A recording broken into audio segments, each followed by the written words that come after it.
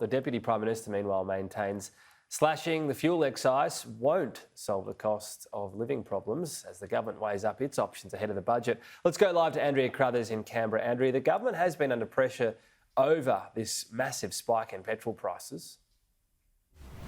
And Tom, it's been a conversation that's been going on for some time, but Barnaby Joyce, he insists that touching the fuel excise won't help. We do know this is a fairly vexed issue. In 2001, Prime Minister John Howard at the time, he froze the fuel excise. It took until late 2014 for then Prime Minister Tony Abbott to reintroduce the indexation of that fuel excise. So currently it's 44.2 cents a litre. It does provide a lot of government revenue, and particularly facing that record debt, it's much needed. So Barnaby Joyce today insisting this won't help ease cost of living pressures. No, it won't. And but what it will do is it'll take away money that we spend on roads, and there are a lot of people who we still need to keep the roads moving. We need to keep the trucks moving. We do know that pain at the Bowser is reflective of the broader cost of living pressures that Australians are facing at the moment. Another option that's being considered in the budget is whether there should be one-off payments for low-income earners as well as pensioners to help ease some of that. Meanwhile, in the budget, when it does come out, we are expecting some big spending. Some of those election sweeteners are already starting to be unveiled. Today, the federal government unveiling $483 million. That's a commitment to help build a dam in central Queensland. The Urena Dam, which is west of Mackay, is the site for that one. So they're expecting the other half of it will be paid for by the private sector.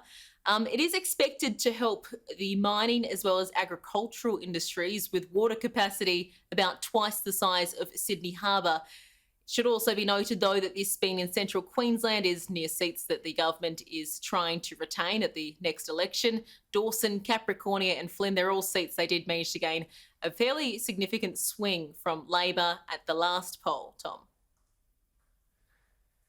Yes, and we'll talk to the Agriculture Minister, David Littleproud, on that dam that you mentioned. Meanwhile, growing speculation about Labor and movements on the front bench. That's, of course, if it wins the next election. I'm sure there'll be a lot of movements if it loses, but this is if it is occupying government.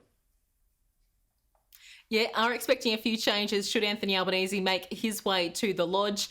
The names slated at the moment as seeing the biggest shifts would be Christina Keneally as well as Brendan O'Connor moving from the Home Affairs and Defence portfolios. Christina Keneally, well, it's potential that she may be going to a more financial position should they form government. Defence, we potentially could see Richard Marles making a comeback there. But Tom, given national security, it's really emerged as a key election issue.